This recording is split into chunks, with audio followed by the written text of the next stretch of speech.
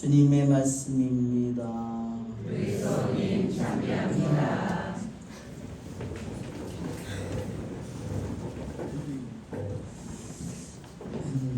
참 예수님,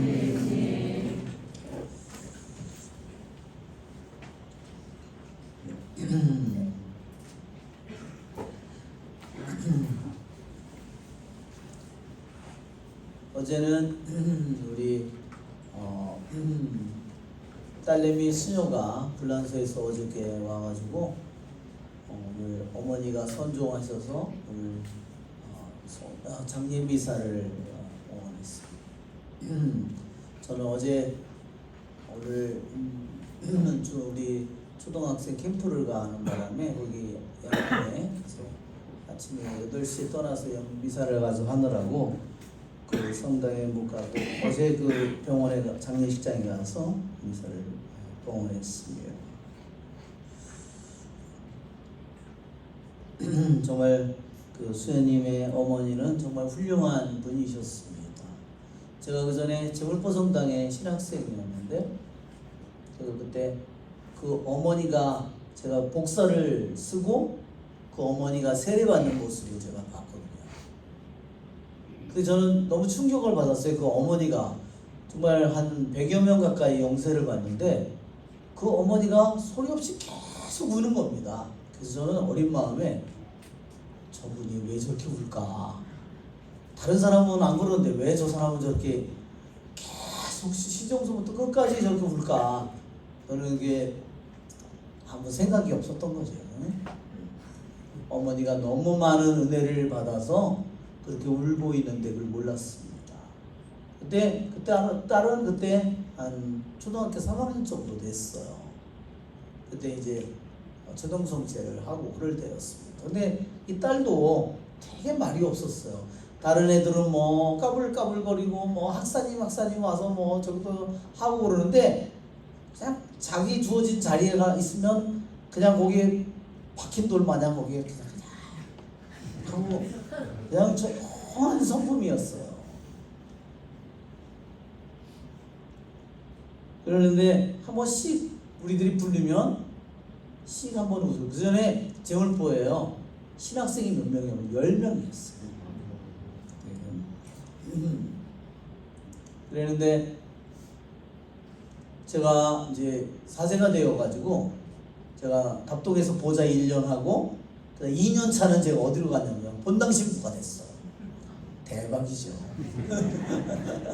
그래서 해안 성당에 본당 신부가 돼서 거기서 3년을 살았습니다.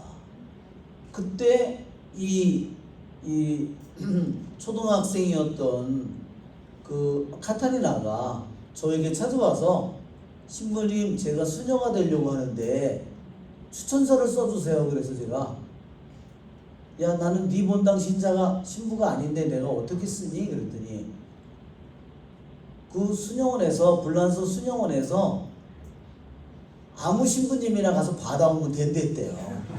근데 그 신부님은 제물포 신부님은 왜 안 써줬냐면 그 후에 신부님이 2번이나 바뀐 거예요.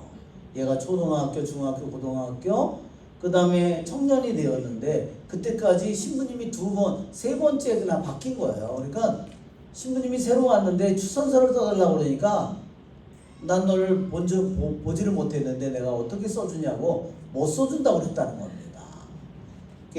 제가 초등학교 때 봤기 때문에 그리고 제가 고등학교를 졸업했을 때 그 카타리나의 모습을 제가 봤어요. 왜 봤냐면 답동의 보좌 신부였기 때문에 걔가 다른 아이들은 고등학교 졸업하고 대학교를 간다든지 사회에 가서 뭐 맨날 뭐 맥주를 먹느니 소주를 먹느니 막 하고 돌아다니는데 얘는 맨날 엠마우스 봉사자를 하는 거예요. 엠마우스 뭔지 아시죠? 교구 지체장애자 봉사자를 하는 겁니다. 그 제가 너무너무 걔를 보고서 이상하다고 생각했어요. 아니 저놈은 참 신기한 놈이다. 고등학교 졸업하면 다 청년들하고 어울려 다니고 맥주 먹으러 다니고 저러는데 아니 저놈은 맨날 장애잖아. 근데 그러고 나서 1년 정도 지나는데 추천서를 써달라고 왔어. 그래서 왜 거기를 가려고 그러니 그랬더니 자기가 성서를 받은 얘기를 해주는 거예요. 자기는 꿈을 꾸면 어떤 옷을 입은 수녀님을 꿈에 맨날 만나는 겁니다. 그게 자기가 갈 수도의 수도복이었어요. 그러는데 자기가 본당의 수녀님, 본당의 섭리의 수녀님이었고 주위에 있는 수녀님 다 영원한 도우미 다 다녀봤는데 그러한 복장을 갈멜 다 갔는데 그런 복장이 없는 거예요. 그래서 그런 꿈을 계속해서 반복해서 꾸고 그러니까 나중에는 전국에 이제 수도회를 다 찾아가도 그 옷이 없으니까 내 꿈이 잘못된 꿈이구나 이렇게 생각했는데 어느 날 간석동에 신부님 은퇴식이 있어서 25주년 응용축이 있어서 간석동에 갔는데 그 옷을 입은 수녀님을 딱 만난 거예요. 그래서 너무너무 놀래가지고 수녀님한테 가서 수녀님 무슨 회예요? 그러니까 우리는 한국에 아직 나와 있지 않고 불란서에 있는 수도회인데 내가 3년 만에 휴가를 맡아서 왔습니다. 그러더라는 거예요. 그래서 자기 꿈 얘기를 다 하고 이 꿈을 수도 없이 꿨다고. 그래서 이제 불란서에 연락이 닿아가지고 나중에 그래서 불란서에 가게 돼서 추천서를 쓰게 된 겁니다. 수녀님이 불란서에 간 후에 저에게 편지가 왔어요. 그게 파리에서 저 지중해변에 있는 남쪽에 올 때도 요번에 거기 오는데 거기에서 비행기 타고 파리까지 왔대요. 7시간 비행을 해서 왔대요. 그러니까 얼마나 먼지 아시겠죠? 파리에서.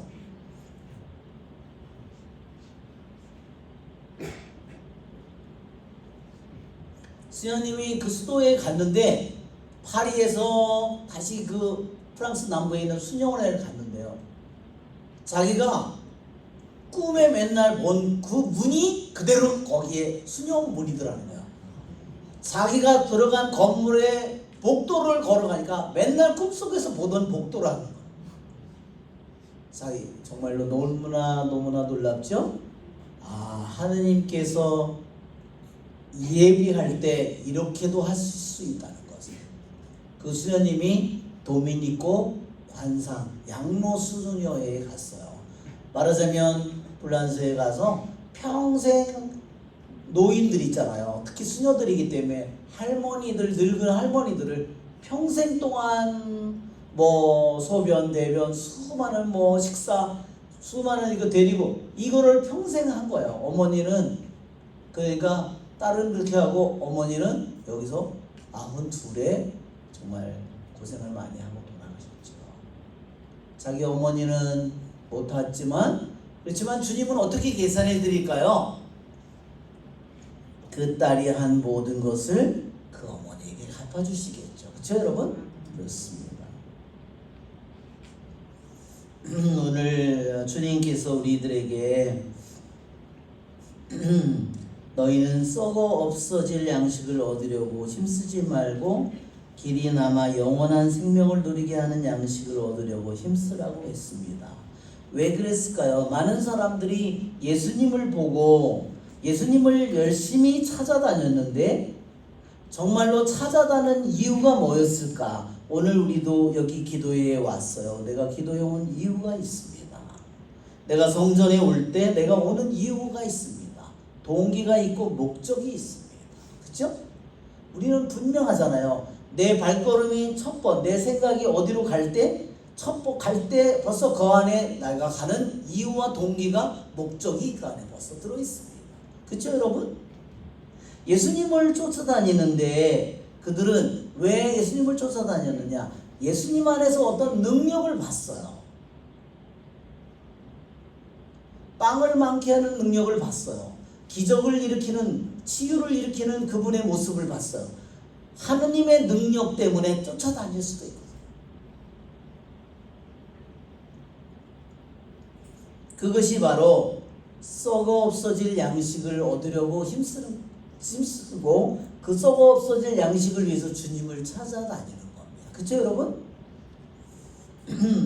길이 남아 영원한 생명을 누리게 하는 양식은 뭘까요? 그것은 그분 자체입니다. 그렇죠 여러분?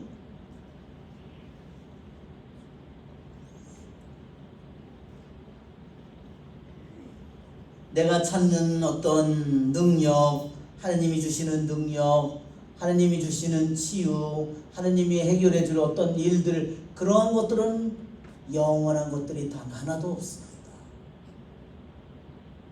오직 영원한 것은 이 세상에 있는 모든 것은 물거품이 될 것이고 모든 것은 지나가고 모든 것은 사라집니다. 서 있다고 생각하는 모든 것은 무너지지만 그러나 우리의 주님만은 영원하십니다.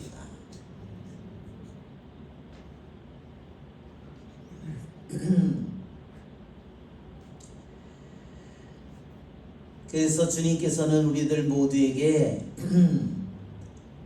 영원히 썩지 않는 양식, 그래서 오늘 주님께서는 이렇게 말씀하셨습니다. 하느님의 빵은 하늘에서 내려와 세상에 생명을 주는 빵이다. 하느님의 빵은 뭘까요? 하느님의 빵은요, 첫째 특징이 뭐냐면 생명의 빵이라고 그러지만 또는 뭐냐면 살아있는 빵이에요. 우리들이 미사 때 모시는 성체는 죽어있는 빵이 아니에요. 이것은 살아있는 빵입니다. 어떻게 살아있는 빵일까요? 영원히 살아있는 빵입니다. 아멘? 영원히 살아있는 빵입니다. 왜? 영원히 살아계시는 분이기 때문입니다. 빵의 모습을 통해서 영원히 숨겨져 있는, 우리 눈에는 빵이지만 숙성된 그 빵 안에 영원히 우리 눈으로 볼 수 없는 영원히 살아계시는 하느님, 세상을 창조하신 하느님, 영원한 빛이신 하느님, 그분이 우리의 보잘것없는 축성된 빵 안에 살아계시기 때문입니다. 그래서 그분은 우리에게 생명의 빵이라고도 그러고 생명을 주는 빵이라고도 그러고 살아있는 빵이라고도 그러고 영원한 생명의 빵이라고도 하는 겁니다.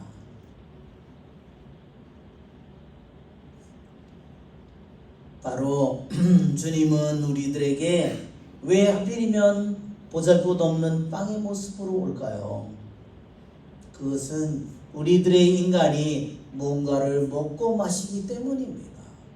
저도 오늘 오면서 거기 갔다 오면서 식빵도 먹고 회장님이 라떼도 한 잔 사다 놓으셔가지고 라떼도 먹고 오다가 또 옥수수도 하나 먹고 하여튼 가니까 또 캠프에 가니까 짜장밥을 해가지고 짜장밥도 먹고 그쵸? 열나 먹었어요. 그렇기 때문에 주님은 우리에게 나의 입을 통해서 나의 혀를 통해서 나의 침을 통해서 내 안에 들어와서 내 안에 하나가 되기를 원하십니다. 그렇죠 여러분? 그분은 바로 우리들 안에 오셔서 그분은 우리를 섬기는 모습으로 우리를 옵니다. 그분은 영원한 주인이신데 온 세상을 창조하신 주님이신데 그분은 너무너무나 작고 보잘것없는 우리의 종처럼 그렇게 우리의 부스러기처럼 그렇게 우리에게 겸손한 모습으로 우리에게 오십니다. 그러나 그분은 우리의 종이 아니라 그분은 우리들의 영원한 창조주이시고 우리의 구세주이시고 우리를 성화시켜 주시는 분이십니다. 네, 오늘 저는 제 중고등학교 때 제일 친한 친구가 오늘 와서 오늘 기도를 받고 갔습니다. 정말 저희 친구는 정말 되게 성실한 사람이에요. 근데 그 친구하고 제가 어떻게 친구가 됐냐면 그 친구 중학교 3학년을 같이 다녔어요. 그때도 그 친구하고는 말 한마디를 한 적이 없어요. 말하자면. 그런데 고등학교 1학년 때 그 친구하고 저가 친구가 됐습니다. 고등학교 1학년 때 그 친구하고 저하고 같은 학년이었는데요. 중학교 1학년 들어갈 때 6반이 있었거든요. 그러니까 맨날 반이 올라갈 때마다 바뀌잖아요. 한 번도 같은 반이 아니었던 것 같은데, 한 번도 얘기도 나눈 적이 없고, 그랬는데, 고등학교 1학년 때 같은 반이었는데요. 그 친구하고는 같은 반이니까 얼굴은 알지만, 근데 그 친구하고는 얘기를 별로 이렇게 얘기를 하지 않았어. 근데 어느 날 공부 시간에 공부를 하는데 무슨 쪽지가 왔어요. 그 쪽지를, 왜 쪽지는 남자가 여자한테 이렇게 보내거나 또 여자가 이렇게 해서 이렇게 보내거나 이렇게 야 한번 보자 이렇게 그 쪽지를 걔가 보낸 거예요. 그 쪽지를 읽고서 제가 마음이 갔어요. 쪽지가 아주 무서운 거더라고요. 쪽지 사건이에요. 쪽지 사건. 정말 얼마나 우리가 그걸로 인해서 마음이 가니까 정말로 제가 지금까지 저희 가장 정말 친한 친구가 됐죠. 근데 그 친구는 교회를 그 전에 다녔어요. 지금은 물론 성당을 다니지만 그랬는데 그 친구가 저에게 결혼을 할 때, 그래서 저는 이제 신학교에 가기로 했고 그 친구는 이제 결혼을 하게 됐습니다. 그래서 제가 그랬어요. 야, 네가 딸을 낳으면 나한테 주고 아들을 낳으면 네가 가져라. 그래서 제가 신학교에 가서 있는데 4학년 때인가 전화가 왔어요. 신학교로. 그래서 웬일이냐 그랬더니 야, 네 딸을 낳았으니까 네가 이름 지라고. 와, 이게 신학생 제가 4학년인데 매일 성당에 들어가면, 그런데 또 주문이 한 가지 더 있었어요. 꼭 한글로 지어달라는 거야. 근데 성이 고씨예요. 다 지면 제일 많이 생각나는 게 리라야. 왜 옛날에 그랬잖아요. 리라. 야, 이름은 되게 이쁜데 성하고 하면 이게 아니라고. 그 고리라하고 제가 많이 싸웠어요. 근데 제가 일주일 만에 이름을 딱 쳤어. 가지고 우리라고 쳤어요. 와, 그래서 그랬더니 그때 이순 신부님이 재물보성당에 있었는데 그때 성가대를 이름을 지으려고 애를 무지하게 쓰고 있었어요. 제가 고울이라고 딸 이름을 줬다고 방학을 해가지고 와서 딱 얘기하니까 야, 그 이름 성가대 이름 최고다. 그래서 그 재물보성가대 이름이 고울이가 됐어. 고울이가 왔어. 그런데 나중에 또 딸도 낳습니다. 두 번째로. 그래서 제가 그 딸 이름은 금방 졌어요. 그래서 둘 딸도 오늘 이제 기도를 받았는데 정말 우리 친구는 너무너무나 성실한 사람이고 정말 그래서 딸이 이제 뇌종양이 발견된 거예요. 그래서 이제 일본에서 교수로 우리 딸이 있는데 그래서 그 뇌종양이 발견됐으니까 얼마나 정말 두렵고, 아이들은 이제 큰애가 13살이라고 둘째가 9살인가 그렇고, 그러니까 뭐 정말 경황이 없었겠죠. 그리고 또 그 제 친구의 아내는 폐암 걸린 지가 12년 됐는데 다시 또 재발이 된 거예요. 정말 그래서 오늘 이제 여기를 이제 오게 됐는데 정말 주님은 속속들이 다 아시죠, 그렇죠? 뭐 우리들이 엄마의 뱃속에 잉태되기 이전에 우리를 알까요, 모를까요? 아시죠. 그분의 뜻이 없이 어떻게 생명이 옵니까?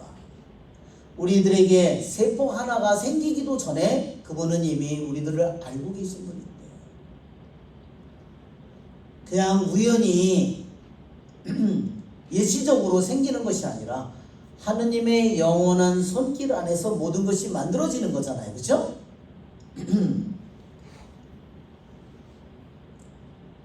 네. 오늘 기도를 받고선 우리 딸이 이러는 거예요. 밖에 나가서만. 신부님, 너무너무 행복해요. 자기는 뇌종양 때문에 지금 너무나 이제 시간이 지나면서 이제 양성으로 밝혀졌지만 이제 지금 두고 보자 이렇게 돼 있는 상태인데, 주님께서는 그 딸의 마음을 속속들이 다 아십니다. 너는 남들이 안 될 때에도 너는 그 모든 것을 가슴 아프게 생각하는 사람이다. 여러분, 그런 생각을 부모도 모르죠? 그런데 주님은 그것 하나하나를 다 말합니다. 기도를 받고 밖에 나와서, 신부님, 저는 오늘 이 행복이 깨질까봐 두렵다는 겁니다. 왜 그럴까요? 너는 이 혼란한 세상 속에 너는 언제든지 올바른 마음으로 살아가려고 이 딸이 애를 쓰고 있습니다. 소돔과 고모라와 같은 세상에 아브라함이 있습니까? 없습니까? 있죠? 소돔과 고모라와 같은 세상이라도 롯과 같은 영혼이 있는 겁니다. 그렇죠? 여러분. 그리고 그 안에는 오늘 자세한 거는 얘기할 수 없지만 손을 잡고요, 손을 놓지를 않는 겁니다. 얘가 이런 적이 한 번도 없었습니다. 이쁘게는 생겼는데 되게 까칠합니다. 제 생각에는 남편도 막 많이 찌렸을 거야.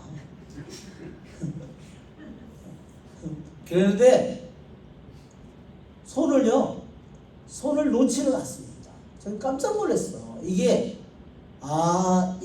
그래서 주님께서 이렇게 말씀하셨어요. 내 마음에 하느님을 찬미하는 마음이 내 마음에 가득 찰 거라. 이때까지요, 하느님을 등지고 살아더라고요. 삐져가지고.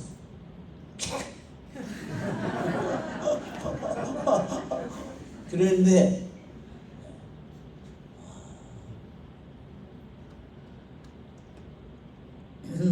그래서 주님께서 이렇게 말씀하셨어요. 폐암 걸리고 두려운 마음으로, 불안한 마음으로 12년을 살았다고 했는데, 주님께서 내가 내 몸 관리를 잘했기 때문에 내가 이때까지 살아있는 게 아니다. 그렇죠, 여러분? 우리는 그렇게 생각할 수 있잖아요. 내가 몸 관리를 잘하고 해서 내가 이때까지 살아있는 줄 알고. 그것이 아니라 너에게 생명을 준 것도 나이고, 너에게 숨결을 준 것도, 그렇죠? 예, 부모에게 태어날 때 숨결을 준 것도 나이고, 내가 이제까지 살도록 내가 숨을 쉬도록 한 것도 나다. 내가 나를 찬미할 때 너는 내가 왜 너를 이때까지 살게 해줬는지 너는 알게 될 것이다. 여러분, 그렇죠? 네, 그렇습니다. 정말 저는 마리아가 손을, 그 힘이 얼마나 센지 아주 빈약하거든요. 몸은 허약한데 이게 하느님이 준 힘이에요. 확 이거를 자기가 조절을 못하는 겁니다. 확 계속 이게 하느님이 주신 힘이에요. 너무너무 놀랐습니다. 할렐루야. 우리 주님께 박수를 쳐야 되겠죠. 네, 그래요. 그분은 영원히 살아계신 하느님이시고, 그렇죠? 말씀 하나하나 살아있는 하느님이고, 쌍날갈 칼과 같은 말씀이고, 그렇죠? 그 말씀은 우리들 모두를, 죽어있는 영혼들을 일으켜주는 그러한 생명의 말씀이고, 그렇죠, 여러분? 우리가 이번에 문경에요 봉사자들이 저기를 갔습니다. 한번 사진을 한번 몇 장은 일부 아주 극히 일부지만 한번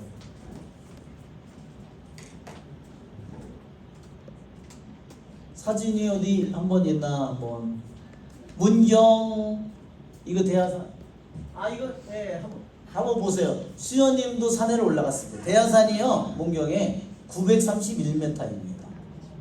예. 우리 수연님도 공수부대 출신이에요.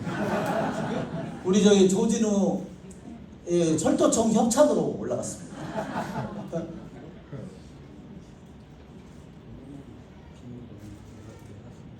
이게 지금 밀재라고요.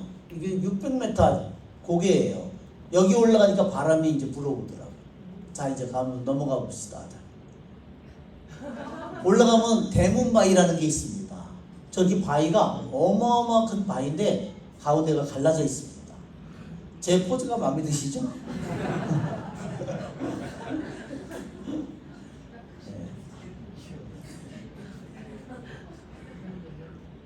두 다리를 올리면 떨어질 것 같아서 한 다리만 올렸습니다. 수현님 저기 그 구름 속에 있는 사진을 올렸어야 되는데 그 사진이 안 들어갔어. 그걸 제가 수현님 파란 하늘 속에 수현님을 그거를 해서 시도를 여러 번 했는데 그게 안 들어갔을 것 같아요. 그게 여기 빠졌어. 우리 동영상을 한번 볼까요? 우리 그 동영상이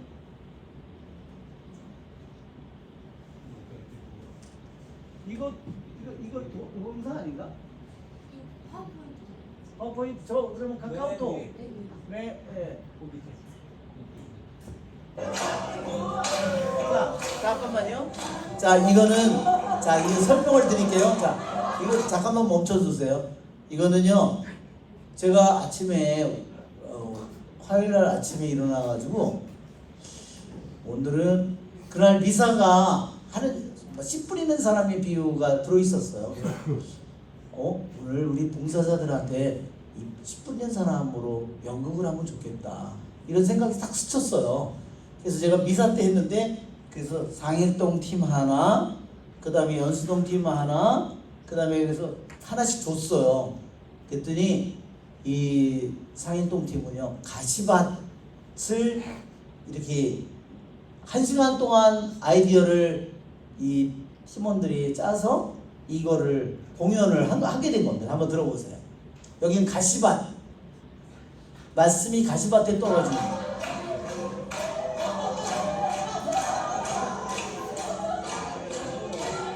와 너무 재밌죠? 노래도 있죠, 춤도 있죠.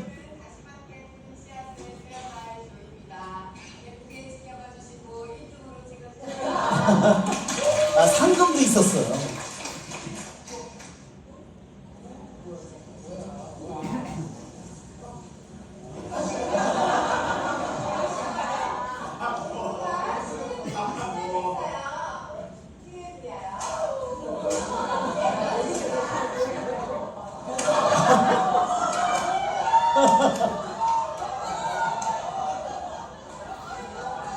사탕씨를 뿌리고 있습니다.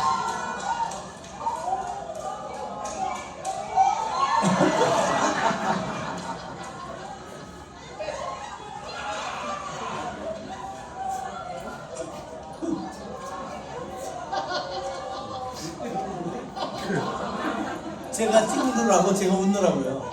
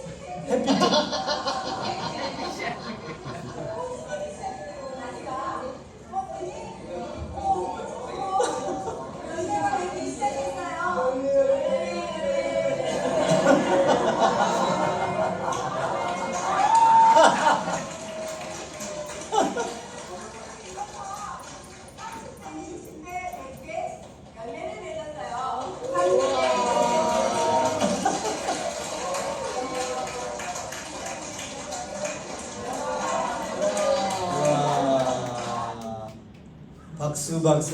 너무너무 재밌죠? 네, 우리 봉사자들은 뭐를 시켜도 정말로 마음이 열려 있어서 정말 너무너무 잘 표현을 하고, 그쵸? 또 스스럼 없이 정말 너무너무 정말 저거 보는데 얼마나 보는 것만으로도 너무너무 행복했습니다. 와, 정말 우리 다른 팀 것도 두 팀이 더 있지만 그거를 다 보여주면 안 될 것 같아. 이게 비싼 거라서 함부로 상영을 하면 안 될 것 같아. 다시 한번 박수 한번 여러분 쳐주시겠습니다.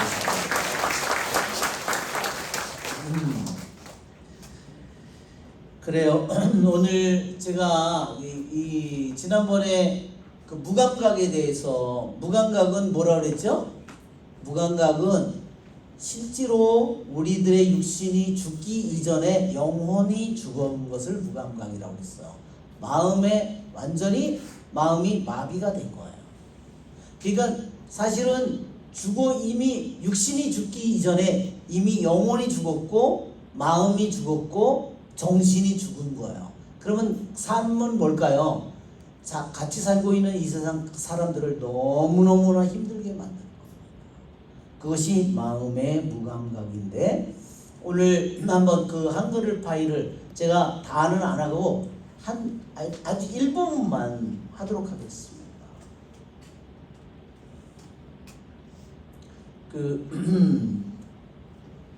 insensibility라고 영어로 되어 있는 글입니다. 저겁니다. 베이컨.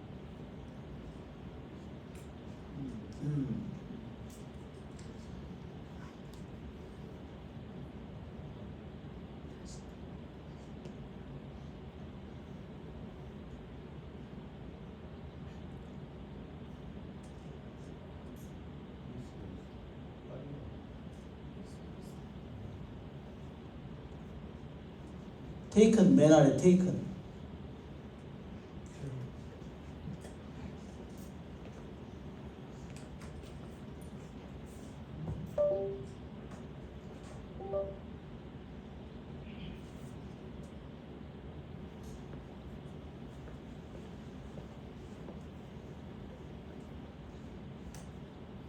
자, 네, 이제 사이 떨어진데 또 더 위로 또 아래를 향해서,